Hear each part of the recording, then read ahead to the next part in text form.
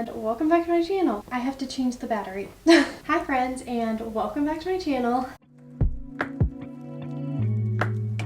As you can see, we are kind of in a different setup. This is the bookish section of our room. So let me know if you like this. This is kind of what I was thinking for wrap up. Today we are indeed doing a wrap up. Since I was gone for a couple of months, we have 2 months worth of books and reviews to catch up on. During those months I was moving, I didn't read a lot. I have 9 books between the two, so that'll give us a decent amount to go over today. We're going through all the books that I read in the months of December and January. Most of them I own physical copies of, but not all. Let's just get into it. I read a lot of really good books during these months. I also read a couple that were not so stellar, but we'll talk about it. I did actually put these all in chronological order, so there is a system. I know, we're all shocked. The first book that I finished, I actually finished on my birthday, which is December 12th. It was an incredible book, the best book to have finished on my birthday. Play Along by Liz Tomford. This is the 4th and second to last book in the Windy City series. You guys, can we talk about the fact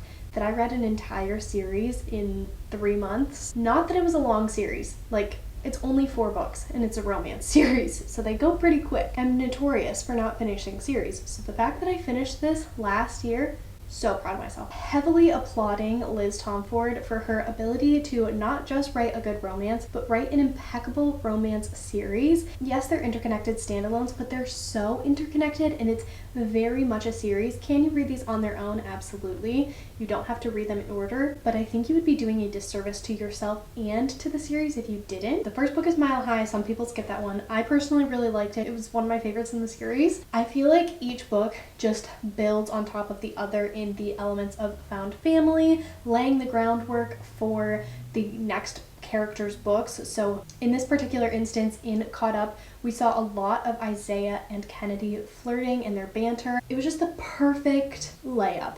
Wrong sport, I don't even know if that is an applicable term for this, but like setup, layup, I think that's kind of the same thing. This is a sports romance. It is a baseball romance. Isaiah is the brother of the MMC in the 3rd book that we're following. Kennedy is a physical therapist trainer on their team, even though she is, I have chills just thinking about how obsessed he was. If you want a golden retriever MMC that also is fully capable of showing emotional vulnerability, Isaiah Rhodes is your guy. Kennedy is so intelligent, so independent and strong-willed. She is in kind of a difficult situation. There is one night where they're both in Vegas and they get married because they're so plastered, and Kennedy could lose her job if the team catches wind of this, so she starts looking for other jobs, applying. She had already been in the process anyway, but Isaiah kind of saves her and is like, no, I've been in love with her for years. This was planned. We did this on purpose. So she gets to keep her job for another season. They will continue to fake their marriage and go on dates, whatever, which works for Isaiah because he is in love with Kennedy and has been for years, but also works for Kennedy because she is under the assumption and belief that she is unlovable per her ex, and Isaiah is determined to show her that that is not true. It is stunning. It is beautiful. I loved this book so much. The banter in here, Liz Tomford, I am convinced, is queen of banter in romance. It's so well done. I believe these characters. I'm rooting for their romance.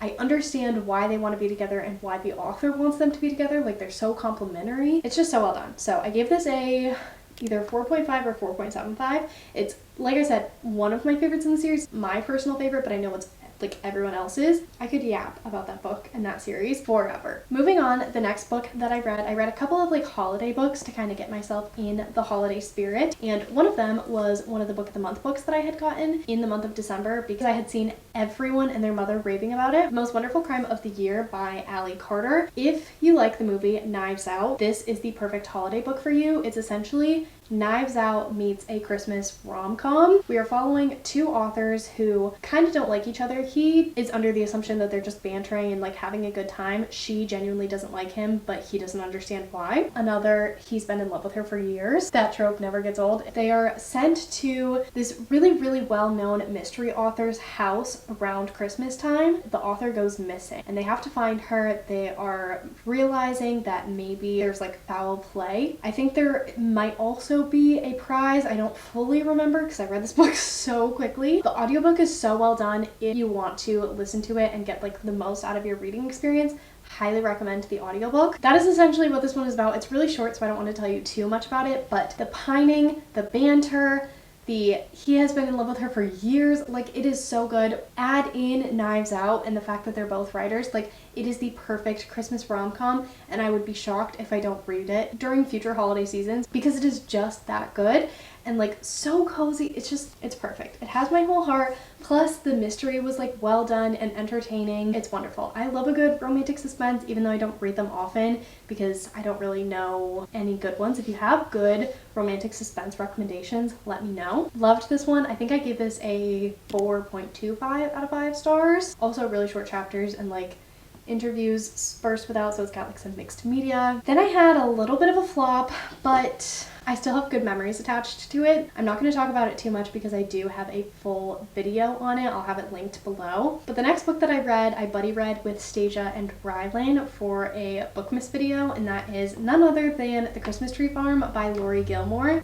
Was just not for me, unfortunately. It takes place this is the third book in the series. It's the first one that I've read just because we read it around Christmas. It's about a girl who is very wealthy and she decides to kind of strike out on her own. She buys like a huge Christmas tree farm in the smallest little town because her twin sister moved countries, so she doesn't really know how to operate on her own, and she's just very cringy and miserable, but not in a fun way. You read it and you're like, oh, now I feel miserable. She is so mean to the MMC, and I really tried because I can be like sassy and sarcastic and blunt, and I am sometimes a little bit monotonous with the way that I speak, so I know that sometimes I am like trying to be funny but it doesn't come across that way. So I was like, maybe that's the situation. Maybe she's trying to be fun and people are just not getting it. But I got halfway through this book and I was like, no, she's just being mean to the MMC. He's the brother to the FMC from the first book, I believe. He's like stopping in town, visiting. He's offering to help fix up this Christmas tree farm because it's kind of decrepit and run down, and she's refusing his help, and then she'll let him help, and then she's mean to him about the fact that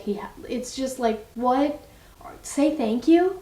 Like, you could just say thank you. I really tried to give her the benefit of the doubt, but I just couldn't, and I didn't understand why he wanted to be with her. I didn't understand if she actually wanted to be with him. It was just not. I think I maybe gave it 1 star, maybe a generous 2. Yeah, it didn't feel like a romance to me at all. The last book that I read in the month of December, I don't have a physical copy of. It was a short story by Frederick Bachman called The Answer Is No. This is very short. It's only a couple of hours. It is about a man who lives in his apartment building. He's got a very like routine life. He doesn't want to talk to anybody, and that's what he really likes about this apartment building, is that everyone for the most part will just leave him alone until one day they're not leaving him alone anymore and they're asking like really redundant questions. He's getting very, very frustrated because he just wants to be left alone, and he is kind of forced out of his shell. He has to talk to all of these people in order to get them to leave him alone, and it's continuing to have adverse effects. Not my favorite Frederick Bachman, but it did have the true Frederick Bachman like feel to it. It felt like you were reading something important. It felt like each line had a purpose and a double meaning to it. There's something so special about his books that I want to read all of them, but I also want to wait to read all of them because then I won't have any more to read. So yeah, I gave this one a 3 out of 5 stars. I think I probably would have liked it more if I was more awake while I was reading it, because I read it at like 5 o'clock in the morning when I couldn't sleep. I also think I would have liked it a little bit more if it was like a little bit longer and more fleshed out, but for what it was, I gave it a 3 out of 5 stars. I still really liked it. It still had the Frederick Bachman feeling to it, so if you're looking for more of his stuff, I recommend this one. That was the last book that I read in December. Transitioning into my January reads, the first one that I listened to, everyone and their mother said that this was a better listen than it was a physical read. Lights Out by Navessa Allen. This is a dark romance. If you like the masked thirst trap trend, this book is for you. It is a dark romance, but I ended up giving this one a 3.25 out of 5 stars because it was a dark romance. Yes, it had elements of a dark romance in it. However, it felt like the author was too afraid to fully go there and commit to it. Consent was everywhere in this book, and that's wonderful. Pro consent 100% of the time. It should always be there. In a dark romance, I feel like most readers understand understand for the most part, if it's not your first dark romance, that you're getting into maybe some dub con situations, or the characters will have like a safe word, or like that's just kind of part of it. And I don't mean that they're actually being harmed, but that the characters are fully aware of the limits, the characters are fully aware of what's going on, and they don't take each other out of it. It felt like they were constantly taking each other out of it, and that was weird to me because it was like a golden retriever dark romance, which aren't two things that I think really would mix well. It is very smutty, so if you like smut, you will probably like this. If you're getting into dark romance, I think that this would be a good intro because you have the lightness and the humor, because this book is pretty funny, of a regular romantic contemporary, but you also have darker elements before just fully diving into a dark romance, because I feel like that would be like a really overwhelming thing to just jump headfirst into. Our female main character, Allie, is a trauma nurse, ER nurse, works really long shifts, has been doing this for a really long time, and she does it in a city, so it's a very busy hospital. Her only like real relief is on Instagram, this one masked person, he'll do like thirst traps and things like that. That's like her thing.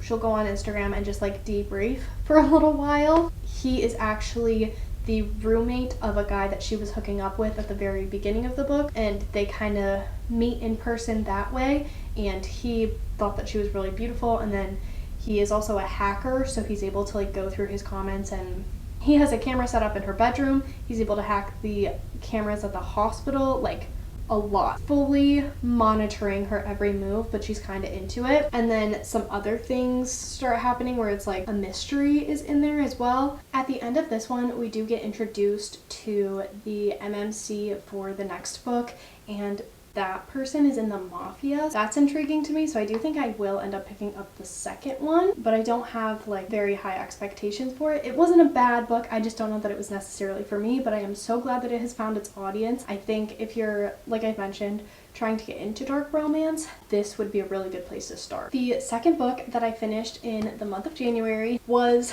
another series completed. Who is she? Turning over a new leaf. I finished Two Twisted Crowns by Rachel Gillig. This is the second and final book in the Shepherd King duology. In our first book, we're following our main character Elspeth, who is living in a world where there is a mist over like her entire kingdom. There are these things called Providence cards that if you tap 3 times, you can get like the power that it possesses, and if you use it for too long, it has adverse effects. But that is the only legal magic allowed. However, there's also this fever that goes around that when you get it, you get some sort of magic after the fact, and those people are unalived by a portion of the king's military called destroyers. Elspeth got sick when she was really young, and her capability, magical power if you will, is that when she taps the Providence cards, she absorbs the magic that they possess. You can still use that card, but she just like absorbs it. Unfortunately, with this fever, each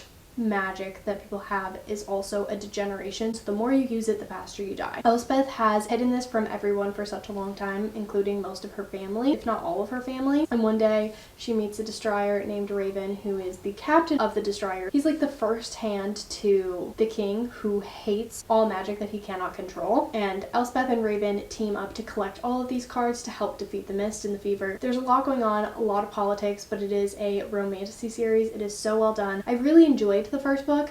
That one was like a 3.75 out of 5 stars. I didn't feel as attached as everyone else did to it. It just wasn't a 5-star for me, unfortunately. This one though was so good. I could not put it down. We also get additional points of view in this one that really did it for me. I loved this one so much. I gave it a 4.75 out of 5 stars. An amazing conclusion to the series. It wrapped up in a satisfying way. The additional characters' points of view that we get are so good, so necessary. It just adds so much to the story. So really liked this, and I have very high expectations and hopes for Rachel Gillig's release that comes out in April, because I just think it's going to be a 5-star read for me. If you're looking for a romantasy series to sink your teeth into without the commitment of a lot of books, super long books, I highly recommend this one. I also just recommend it if you want a good series with characters that you're definitely going to get attached to. Reading fantasy in general can be really intimidating because the books are usually really long and the series are usually really long.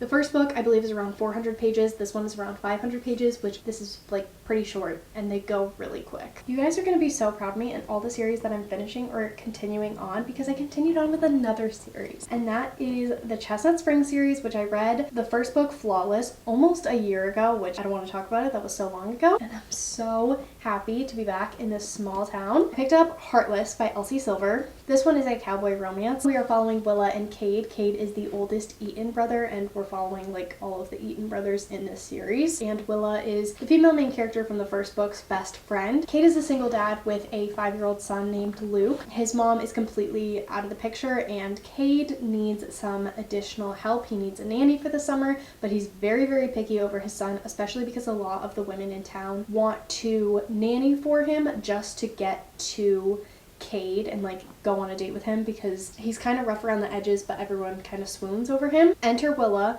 who summer volunteers for the job, and her and Cade completely get off on the wrong foot. There's like a fun little meet cute that I won't mention, you should just read it for yourself. Willa has a very strong, feisty personality, if you will. She is not going to listen to anyone if they're being disrespectful to her. She will put you in your place, and she does not care who you are. Cade is very protective over not only himself, because he's been hurt a lot of times, but also over his son, obviously. He doesn't want his son to be hurt any more than he has, especially not really having a mom in the picture. And when Cade sees how fiercely Willa is willing to protect his son, he kind of relents and backs off, kind of apologizes in his own little way. The banter between these two is so well done. This one was so good. I think I gave this one a 4.5 out of 5 stars. I loved these characters. I think I liked this more than the first book, or about the same amount. It just wasn't a 5-star for me. I don't really know what could have made it a 5-star. Really liked this one. It does have like a couple of spicy scenes, but I feel like they add to the story. They're not like frivolous. The next book that I read, I listened to, and that was a new release, Beg, Borrow, or Steal by Sarah Adams. I think this one's probably my least favorite in the series, which I know is such an unpopular opinion. I've seen other reviews come out saying that this is people's favorite in the series, that the banter is so good. I don't know if it was necessarily the way that the audiobook was narrated or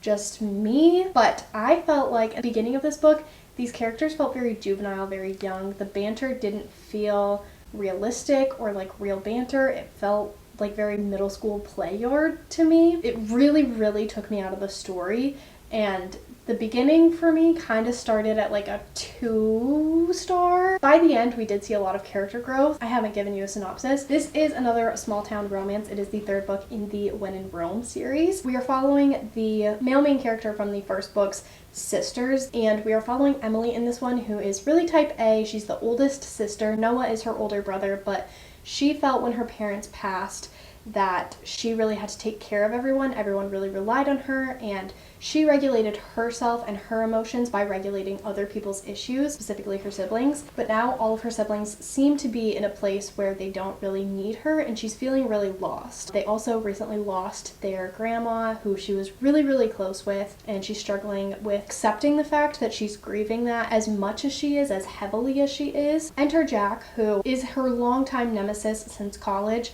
They also got off on the wrong foot. He had moved away to Nevada with his fiance, but he comes back because they have called off the wedding, and where does he move except right next door to Emily? Emily is doing everything she possibly can to get him out of this town, having all of the townspeople be so mean to him so that he will want to leave all on his own. He's stubborn and he wants to stay. This one didn't feel like the Christmas Tree Farm, where she was being overly mean to him, and I didn't understand why he was still into her. You could tell that there was like a level of playfulness to it, and she quickly amended her ways and said sorry and was like trying to be helpful in some other ways. So it's kind of like an enemies to lovers second chance situation. I mean, not second chance because I never dated in the past, but the beginning just felt really juvenile. The banter didn't feel great to me. It definitely took me out of the story quite a bit. So I ended up giving this one a 3.75. I really liked the character arcs that both of the characters went through individually as well as a couple. I liked how they complemented each other and they were able to assist each other through everything. I understood why they were together at the end. I understood why they wanted to be together and why we should be rooting for them. I just didn't love the writing style, I guess, or the way that the story was told. So I gave this one a 3.75, like I said. Definitely not my favorite in the series, which I was really bummed about because I was so excited for this book. I'm so happy that other people are enjoying it, and I think that I'm kind of the outlier in that opinion. The last book that I read in the month of January, and for this video, now that I'm losing my voice, The Family Upstairs by Lisa Jewell. I started this audiobook, I believe, in December while we were moving and packing. So I didn't get very far because I couldn't really focus on it, following a bunch of different timelines and points of views.